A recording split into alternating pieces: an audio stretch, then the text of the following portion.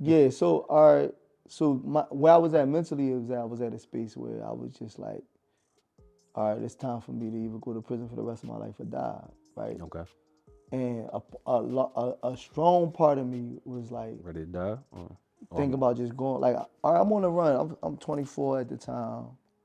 You know, I'm still caught up in this dream. Like I believe in the illusion that the streets painted for me. Like I'm was riding around strapped up, was the whatever. bitch screaming your Yeah, name? yeah. Was the bitch screaming your name and Yeah, having it your yeah, way? yeah, You having it you your feel way? what I'm saying? Yeah, Can't ride. I love that. You know what I'm yeah, saying? yeah, yeah. So I'm at a point now where it's like, all right, in my mind, just go back to Philly. You know what I mean? Go out there, shoot it out with the law, die that way. Shit, goddamn. Like this where I was at. Yeah, You know what I mean? yeah. Because I was infatuated with the stories. You wanted to sing. You You know wanted what the I dope mean? ass ending. You wanted all the Yeah, I smoke was going. You want to top go of the out. joint. Yeah. You feel what I'm saying? I looked up to these dudes. I looked Yeah. at the pie face tone, and not just the physical being of him, but the mythical being of him. Yeah, yeah. You know what I'm saying? Because if you really, if you talk to Pop Stone, he's dead now. But if Yeah. you, if before he died, he could tell you one last sentence, it'd probably be different than what everybody expected to be. Exactly. And I met him before, and it was like hug love. You know what I mean, on the music tip. But the mythical being of him, the mythical being of Josh's, the mythical being of these stories that we hear growing up in Philadelphia. Correct. It's like I grew up on that. I grew up on a Chinese store step. You feel what I'm saying? Yeah, I like, seen it. I seen the car. Like, yeah, cars ride by. Like we chasing them Jones up to the field. Like I know the feeling when you stand in the car. First time I ever seen a JBM, probably Yeah. 1986 or 7. Yeah. Standing on the corner of Marvine and Diamond, and like I said, my pop had money. Yeah. We wasn't fucked up. But when they drove past, man, I seen BMW Saabs. They all drove. It was like 10 of them all going down. They didn't stop at the light. They all ran through the light together, and then they come back around and they, you know, they just pulled over. They all got out the car and just jumped on their cell phones and shit, the brick phones and shit. And I'm looking at this shit like, I was like, damn. I was like, my pop got money. I said, but I don't know what that is. But I got to be a part of that because that shit hit me, dog. That shit was like dopamine. So and this is like you said, this is before these videos. This is before, you know, all the people highlighting and make it look good. When I seen that shit hit me like, oh shit, that's something different. It's dopamine. Yeah, and then when we like the genius behind it and it's just so much tapped into it because of like it's freedom. Yeah. And we don't even know we oppressed. Yeah. It looks like freedom. It's fake freedom, Yeah, but we don't even know we oppressed. Like the same thing on like our names, like Kenneth, my name. I never wanted to be called Kenneth because Kenneth is not my natural state. Yes. You know what I mean? Like you Sharif, you'd rather be. I ain't never met a dude that didn't say his name was Sharif if his name was Sharif. You feel what I'm saying? It's funny though because a little bit older. Yeah. When I'm Sharif, I come outside the house. Yeah. All my friends' names is Kevin, David, Mike. So when I'm Sharif, they used to make this little song. I used to be ready to rumble every time somebody sing. They used to do I shot the sheriff. So they would call me the sheriff. Yeah. So they start talking that I shot the sheriff shit. So I get mad because I went to a Pan-African school as a young man. Yeah. So I learned about who my ancestors was and things like that. I learned about slavery. I learned about who we were before slavery. So when I come outside, I ain't play that shit. Like, don't play with my name. Like, playing with my name would get you hurt back then. But it used to be a big thing. So, but again, the pressures of being in a poor neighborhood, right? Playing with my name. Some days I be in the house like, damn, why my name ain't Mike, David, Kevin? You know what I'm saying? Because that's how you get tricked when you in this, you know, in these secluded areas with getting pumped bullshit in your head every day. Same thing these young people. That's why I don't criticize the young people because I understand what they're going through. You know what I mean? I really understand what they're going through because you can get tricked out here. Yeah. But I'm sorry, man. I keep No, it's cool. I mean, we dialogue, and I think like I could always bounce back. Like I think like the bounce back to it is like I was at a point where I was like, damn, all right, I'm on a run. I mean, in for 6. I was getting some bread. I was running around. Doing what I run wanted is to expensive do. too. Yeah, being on the run is expensive. and the weight of being on the run is very, very real. Very stressful, yeah. You know what I'm saying? You had fake licenses and all that shit. Yeah, fake license. Then they play you with the license. You know what I mean? You're supposed to get the license for you. Next thing you know, you done paid. Like, come on, bro. Like, you know what I'm saying? You got me out somewhere. I know all about it. You know what I mean? Because they know they got you. You on the run, so how much you gonna sit around arguing with me for? So people taking advantage. Yeah. So you doing all this. And how was it for people that owe you? Was people trying to burn you at this point? Well, I'm not even tripping about people. Okay. I'm like. So you ain't really trying to move at this point. Yeah, I'm just just trying like to keep it. hold. And I'm at a tip where I'm just like, I'm young, I'm 24. Yeah, you really don't know shit. Yeah, I'm young. Like, I don't know how young 24 is. Yeah, Really, I was in you some feel like stuff you where older. Yeah, you feel like I you wasn't man. even built for what I was in. You feel what I'm saying? Yeah. Like honestly, the best thing that could have happened to me is exactly what happened to Going to me. prison, correct. You understand what I'm saying? For the being of me. So that's what tip I was on. Then one day, my mom, my dad, they had got together and called me on the my man gave him my number. They called me on the payphone like 3 a.m. They was running in my mom crib, dogs, one of my That's what I'm grandma's saying. crib. So they putting the pressure on the whole family with all the students. And they just asked me to turn myself in. You know what I mean? I turned myself in. The love of your family. Yeah, you're damn right. And when I turned myself in, I didn't think it was going to be 20 years. I'm thinking it's going to be life. 10 years. Oh, you thought it was No, life? I'm thinking it's life? over. Okay. I'm thinking like, all right, it's over. You know what I mean? But I was just on the tip like just for the drugs, you thought it would be life? Yeah, because I don't know. Yeah, I you just, don't know the law. Okay, 25 years. Yeah. Like I know who had life for drugs. The feds do give you life for drugs. Yeah, definitely, but it's I mean, back then. You feel what I'm saying?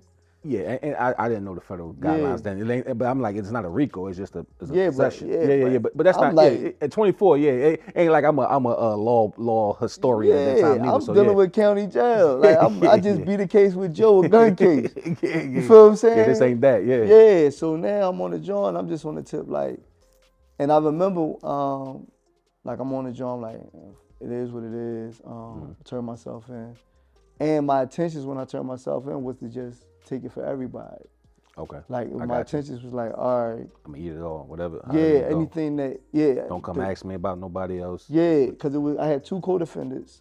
One co-defendant role, he wound up getting 9 years. He had beat up the majority of the work. And my co-defendant Toya, she had the house was in her name, and I really didn't want her to fall for it. Yeah, you didn't want her to eat that. Yeah, because I did feel like she was only in the situation because I put her in that. Gotcha. And if anybody was gonna fall for it, it would have been her. That's what my mindset. So you definitely have a man of substance. You definitely have character. So and that was my thing. Like my favorite character at that time was Weebay. Like you feel what I'm saying? That was my man. Just give me my chicken sandwich. Yeah, that was my man. Give me like chicken that's potato salad. Yeah. That's like that's what I believe the real nigga was, and I believe that I was born to die as one at that time. Well, that version of you might as well say died. Yeah, exactly. So I turned myself in. I still remember, I got like a week. My lawyer negotiated. Yeah, he'd be there on this day. They still was out looking or whatever. So I wound up turning myself in on the morning to the courthouse down Broad and South. I went to Joe Santa Guida. He passed away. Went down there with him, bang, turned myself in. And I remember like when them rushing in there, like when I turned myself in. Yeah, making it all extra and shit. Like they really did something and shit. Like, they rushed in there and they called me in the room. Same way they did the young boy who broke out the prison to make it look like they did all this. But the young boy, that had already been negotiated. But it was already negotiated. So they called me in and the dude was like, well, you never coming home. And I was like, yeah, I already figured that. So he's like, we want to know this and the third. I'm like, I ain't got no rap. So he's like, well, you ain't never coming home. I was like, yeah, all right, cool. And that was the last thing I ever had, conversation I ever had with the feds. How many kids you had? At that time, I believe that I had one. I wound up having my youngest son was on the way. Okay. And I wound up, my middle son, I didn't know was mine, wound up being mine. So at that time, it was my youngest son, and I mean my oldest son, and that was my all. Like, how old was he? He's 22 now. So at the time? He was 5 years old, you know what I'm saying? Okay. And see, a lot of people, like, even with that, like, that situation, like, when it happened, everything, it was like a shootout and everything. And but not with the police. No, like, when the situation happened, the reason why they was able to get running in the house. Okay. Was, like, this time it was the kidnapping thing was the hype. I don't know if you remember, like, remember. Yeah. It was all about the Trump. Yeah. So what happened was they was trying to come get what was in it? They heard well, something not even in there. They just knew he had something. Was in the house. They just knew something was there. They coming for him. And they found out that he was frequenting in this area. And like, I never even banged this story, but it's cool because I'm at a point where I can. My son was in the car with me, my youngest son, my oldest son. It was me, him, and my co-day. We was in the car, and I ran in the crib, and this truth like helped me out so much, because when where we at? Where this crib at? Oxford Circle. Oxford. Okay. Oh shit. Okay. Yeah, back then Oxford Circle was like white the spot people. to be. Yeah. Now it's we like got the yeah. we got the dumbest ideas. Yeah, like, yeah. Back in the 80s, my uncle went on a run from down Francisville. Yeah. He went up to Lehigh Avenue. Yeah. But go ahead, champ. Go ahead. So Oxford Circle. So I'm at Oxford Circle. So when I go in the crib, I remember going. I could still to this day remember like, damn, I was going to run in the crib for something. Bang. I was going to grab a drink, real fast. I'm like, damn, but I told my son, I told my man, like, look, just sit. Meet us at Home Depot. On the boulevard. On the boulevard. And I was, KB Toy Store at the time was there. Okay, yeah. So I'm like, take my eyes to KB Toy Store. And he like, man, I'm going to ride with you. So I'm like, all right, fuck it, right? Boom. So I go up there, go in the crib. So when I go in the crib, I go in the back. I remember locking the bottom door. Like I remember vividly. But like, you didn't lock the top up. Yeah, I ain't locked the top, but I remember like turning the knob. Like I could feel it in my wrist at this moment. Me turning that knob and me thinking to myself like, damn, should I have opened the door? I'll be right back. You know what I mean? So I run, boom. At the time we had like work in the closet, like a built-in wall type drink. So I grabbed 3 Jones out of there. Then I'm like, damn, I'm gonna go upstairs and get a shoebox. And when I go upstairs to get the shoebox, I see people out. I hear commotion outside. So I hear the commotion outside. So I'm like, it's the law. I'm like, damn, it's the law. Okay. So I'm like, shit. So then I look out the peak, but I see like dudes with hoodies or whatever. And your son in the car. My son in the car. Motherfuckers. Like, what the fuck? So, and this is a hype. This is what's going on. So I so automatically know what's going on. Yeah. So, you know what I mean? I go around the front. I'm strapped to go around the front. I see him like walking with my Cody out the car with him. I see him like tussling, and I just let off. What you letting off? Was something crazy? No, regular hand joint, 40 fever. You feel what I'm saying? Okay. So I'm letting off or whatever. And my Cody run to me, boom, he gets shot. I think I shot him. So now I'm helping him put him in the car or whatever. And now your son is in the car. My son in the car, so I'm walking back to the car and I'm scared to death. Like, yeah, I know your head going crazy. Yeah, like I don't know nothing. Like I don't know if my son took or my son dead. Yeah. Not to mention that 3 months before this, too. my niece, it's my baby mom, my son mom, sister, daughter, which is like my niece at the time, Cache, she get killed 5 years old in a drive-by shooting. Oh, damn. So I just was at a 5-year-old funeral. And this is your 5-year-old right now. And this is my 5-year-old, and this is his first cousin. Dang. So I'm like, damn, my son dead. You know, I know that kids get killed. Yeah, like I it's part of the game at this point. Yeah, I just witnessed a kid killed, right? So, walk up to the car, I'm scared to death. You know what I mean? Gun in hand, all that. So when I open the door, he just pop out. Dad, they was shooting. I'm like, I know. You know, I'm right here, Dad. He's excited. I'm like, I know. Come on, we out. We walk away, and we walk away from the scene, and the cops ride right by us. You know what I mean? They hype. They just going. Yeah. Somebody pick us up. Boom. I take him there, and like, that's where I was at as a person. Like almost at the verge of getting my son killed. You know what I mean? Yep. And so when I turn myself in, this is on me, but I'm still not ready for transition. I'm just like, damn, you know what I mean? Like I'm in the county, I'm dealing with that. Like, I'm like, whoa. And what about the people you got? So I guess this time you got a little bit of tension in the streets too. So is the people in the county want smoke too, or is just like everybody looking at you now like this the boy with the 60 joints? Yeah, everybody looking at me like that, but at the same time, I'm 120 something pounds soaking wet. You feel what I'm saying? Yeah. I'm 135 pounds. So everybody want to know where it's at. Yeah, I'm this too. Yeah. You feel what I'm saying? Yeah. At the same time. You at the F? I'm at the F. Okay. You feel what I'm saying? Then the feds so slick. This what they do. Like really was trying to apply pressure. They put it all in the newspaper and all that Yeah, shit? they put it all in the newspaper. I remember being in quarantine. It's all in the news, Fox Undercover. Yeah. And I'm hoping they don't show my face. You feel what I'm saying? Like, yeah, you right there sitting right next to them. Because everybody like, they do, who the fuck is that? Yeah, they like, damn, it's like amazing to them. You feel what I'm saying? I mean, $6 million man. Yeah, like, you know what I'm saying? I mean, that's how they paint you. 60 joints ain't $6 million at all. Yeah, nah, not at all. I don't know what block they selling it on.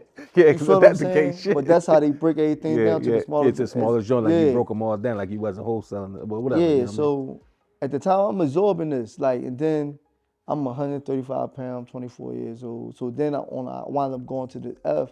I wound up getting on the block where my whole neighborhood was at. Oh, that's cool. So it was a blessing. They probably thought you was from Oxford Circles, and they probably didn't even know. Well, they knew, but I'm gonna give you the joint. Okay. So I'm on the block, but the guards, I knew the guards. Oh, the guards, okay, you know, the F, it's the hood. Like, so the you guards, know what? like, One of the, yeah. I don't want to say it, but because I don't want to get nobody in trouble. Yeah. I'll say one of the from. Yeah. Go ahead. Yeah. My fault. So I put me on the block. Boom. Got you. Man, I'm telling you, man. In 2 weeks, that whole block switched. They moved everybody from my hood. Damn. To pick. Now I'm on a block by myself. Some of that shit. You feel what I'm saying? Yeah. Now I know they doing it. They're doing it. Yeah. So now, boom, I'm on the block like that. But the blessing about me is I done did so much juvenile time that I know these dudes too. I know these dudes too. I know dudes from South Philly. I know dudes from Abbotsford. I know that I was up Glen Mills, a good dude up Glen Mills. You feel what I'm saying? Yeah. So I was blessed to be able to So what they tried wasn't even gonna work. It wasn't working. You know what I mean? So lo and behold or whatever, I wound up going to the feds, going to trial in the feds. I wound up beating and shooting. Yeah, so you beat like two of them. Yeah, two I beat the shooting and the guns. Okay. So they tried me with the shooting and the gun, beat the shooting and the gun. I wound up getting my mandatory minimum of 20 years. Okay. Bang. So I wound up getting 20 years in the feds for a nonviolent drug offense, which was a blessing. Because I wouldn't be here today. I was sitting on 32, 35 years, not being in prison. So I say the blessing was the understanding that a lot of those decisions that got made tonight wasn't really my decisions. It was like, you know, the color of a law, so I would say, you know what I mean? It was like, it was meant for me to lock the door. It was meant for them to come with me. It was meant. It was all that whole moment was meant because, you know, at some point, man, it's almost like in life, the worst shit is the best shit. Exactly. And at that point, you know, whatever God you believe in, God had to put you right there, take you back out of there. Yeah. And I say, yo, now you gotta walk this off. Yeah. See, the scar on my head, that was God getting at me. And as many people want to say it happened in the streets and all that shit, never. This shit was health. Yeah. It could have, you know what I'm saying? In the streets, I was so insulated. Like, you know, even if you saw me, you can't see me. You know what I'm saying? Yeah. You know what I mean? And so for when this this happens when I'm transitioning, like just transition to like a regular person. Yeah. But for whatever sins I may have done, you owe that. You had to expedite that. You owe it because you don't. None of us walk out this thing clean. Yeah. And I'm talking about just as far as even like they sometimes they say it's sin business. Yeah. And it's funny, like, you know, I remember my accountant telling me one time, like, man, you know, you're in the sin business, man. You selling alcohol, like, you know, something comes out of this. And I'm like, man, get the fuck out of here, man. I'm just taking people money. It ain't that deep. I ain't forcing them on that shit. Same way you say when you're selling the streets or whatever. Man. Yep. And after a while, you make such a big ass ticket, you gotta pay it. You gotta pay it. Everybody gotta pay it. You know what I mean? Yeah, and that's part of my joint now, just paying for it. Like paying, like I'm about now putting that more so than financially is about putting those D's in the bank. Yeah. You know what I mean? Definitely. More so than financially. You know what I mean? Because everything I do is not gonna come back with $1. No. You know what I'm saying? No. And it's not really even intentional. Like it's nothing that I really do. I'm like, man, I go through this, I'm gonna make $1 million off of it. Yeah. It's more so like, damn, this would be good for them. Yeah. You know what I mean? Even if it's like a business, like when I come up here today, like, man, I wonder if they gonna pay me. It's more so like, man, I want to come up there, have a great conversation, and do something meaningful. Yeah. You know what I'm saying? Exactly. So that's how I operate, but it come from that day because so much happened for me within the midst of that. Mm-hmm. Like the best thing that could have happened. Nobody got killed. Yeah. You feel what I'm saying? Mm-hmm. Nobody got killed. And I fell and I grew from it. So when you get hit with that dub, what did that feel like in your chest and your stomach? What did that feel like? If the dub feel like I don't want to sound too crazy in this joint. I mean, just your truth is your truth. Yeah, the dub was a blessing. So you was like, shit, cause you think you're gonna do life. Yeah, I know. Like when I'm facing, I come in thinking I'm gonna have life. Mm-hmm. Now when I'm learning the feds, I'm facing 32, 35 years old. I mean 35 years. And you 30 and you 20. I'm 24 now. I'm in trial maybe about 25, 26. And you know what I mean, for a lack of like not even getting into it, the majority of the people around me are corroborating, and I'm not. You feel what I'm saying? And these are What about the dudes that tried to rob you? Did they cooperate, or well, no, they never got caught. Okay, No, okay, nothing. I don't okay. even like inquire about. Yeah. You feel what I'm saying? Like I don't even like. They did what they had to do. They changed your life. Yeah. They don't even know. They changed your life for the better. Yeah. Like I don't even like. I don't even like. Man, who them? I ain't on none of that. You feel what I'm saying? And my entire bid has been like that. It was never like, I wonder if such and such did it. He looked like him. He got the foot size of them. I never really focused on it. Uh-huh. I focused more so on like, all right, I'm here. You know what I mean? The best thing that could have happened. And then I did with the 20 felt like I was facing 35, 32. My co-defendant was there with me when I got the 20. I remember me going back to the tank, and he like, damn, what they give you? I'm like, he gave me 240, and he was hurt, and I wasn't. You know what I mean? And when I went back to the block, I remember going back there. I was on 5 North at FDC, and it was this boy named Lil. He was from from Ardmore or something. Okay. But he had like a bank robbery or something. I can't really remember, but he was going to trial. He was one of the dudes that I was like building with, like. And when I came back, the majority of the people, like I said, is corroborating. They like anti-stand up, like they make a mockery out of you, like. Yeah, like that's how the FTC is, like. Yeah, wow, Crazy. You know, like for everything standing up is out here, FTC is the total opposite. Like you a clown, you're a fool, you take. Yeah, because now at this point the snitches they kind of run the jails. Yeah, now. they you know run what I mean? They are the not snitching is like, are you crazy? And they considered to be balls, like money balls. Yeah. So with that, like me being in there for that work, and at the same time, a lot of them dudes got some bread. They still trying to discredit everything I am or what I'm perceived to be anyway. Like I ain't want to get in that, whatever, because they get bread and the respect or what may seem like respect I was getting because of my situation was something that they may have been envious of. It's funny because that's the mind fuckery again. That's the trick bag again. Exactly. You know what I mean? They're trying to throw you right into it. Yeah. They throw you right into it. Because I was standing up, quote unquote. Yeah. You feel what I'm saying? Yeah. So now my nut ass stand up. Yeah.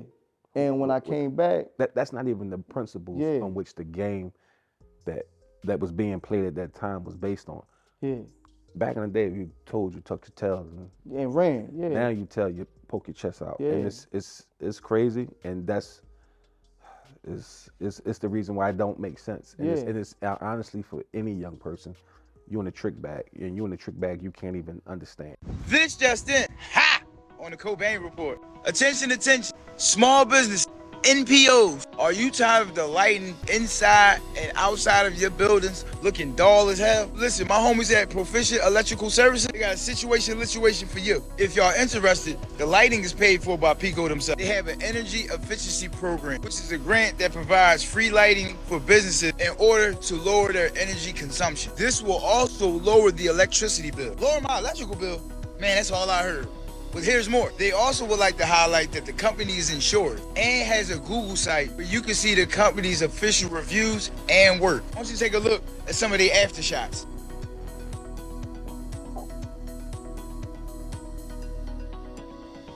I know that's official tissue work. Molly, how you know it's official tissue work? Because I'm one of the many residents that live in that building right there. Here's another one of their aftershots. Take a look.